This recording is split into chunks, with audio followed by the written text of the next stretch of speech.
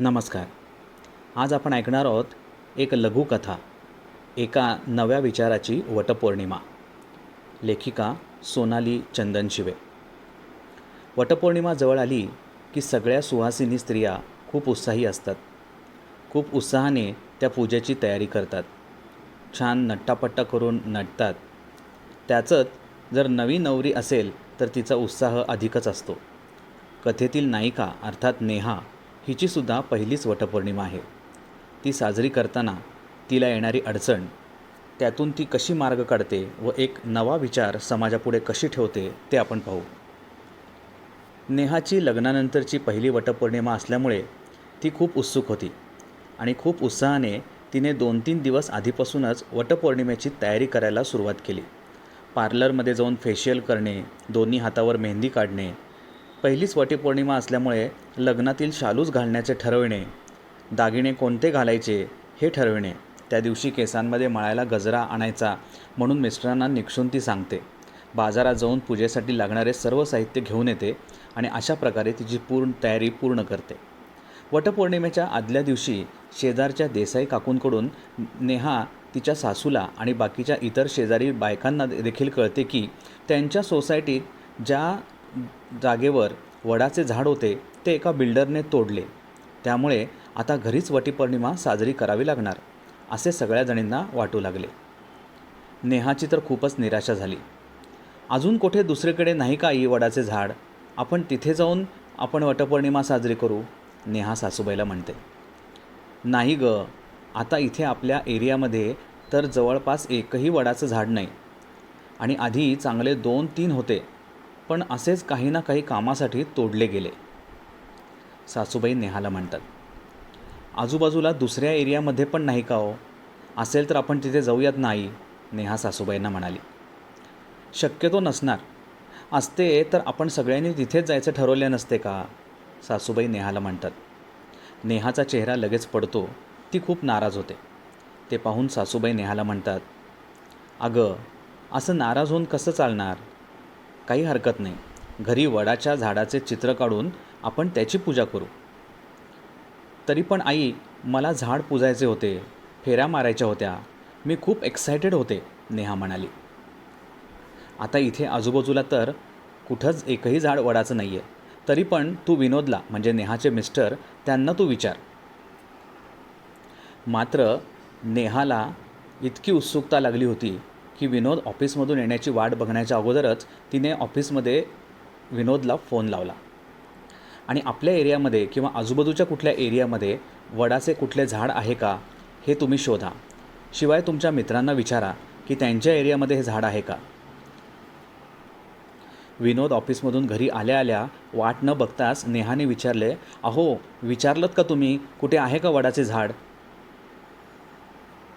विनोद म्हणतो, काही जणांना विचारलं, त्यांच्याजवळ नाही, परंतु आणखीन 1-2 जण आहेत, त्यांना विचारून बघतो, फ्रेश होतो आणि मग मित्रांकडे जातो, विनोद म्हणाला.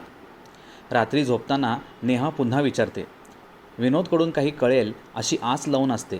ती दिवसभर पण विनोदकडून सुद्धा नकारार्थी उत्तर ऐकून ती आधीपेक्षा खूपच नाराज होते. तिच्या चेहऱ्यावर तिची नाराजी स्पष्ट दिसते. ते पाहून विनोद म्हणतो, नको इतके नाराज होऊस आणि दरवर्षी बाहेर जाऊन पूजा करायची अशी अपेक्षासुद्धा करू नकोस. आताच्या ह्या काळात डेव्हलपमेंटच्या नावाखाली रोज एका झाडाचा बळी जातोच. मग कसे राहतील झाडे? या पर्यावरणाची, निसर्गाची आपण कधी विचारही करत नाही आणि कधी काळजीही करत नाही. म्हणून तर या नैसर्गिक आपत्तीमध्ये वाढ होत आहे. शुद्ध हवा मिळणं कठीण झालेली आहे. आजारांचे प्रमाण वाढत आहे. विनोदच्या ह्या बोलण्याचा नेहावर खूप मोठा परिणाम होतो आणि लगेच तिच्या मनात एक सुंदर विचार येतो. ते म्हणतात ना, दिमाग की बत्ती जल गई. त्याप्रमाणे बाकीच्या सगळ्यांनी घरीच पूजा करायचे ठरवले आहे ना, मग तू पण घरीच कर, विनोद तिला म्हणतो.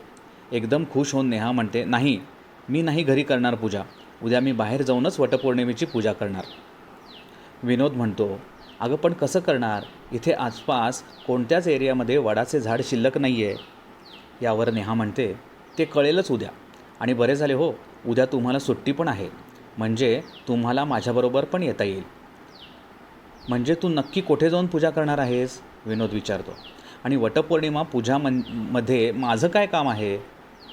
अहो, उद्या कळेलच ना तुम्हाला. आणि मी काही चुकीचं करेन का? तुमचा विश्वास आहे ना?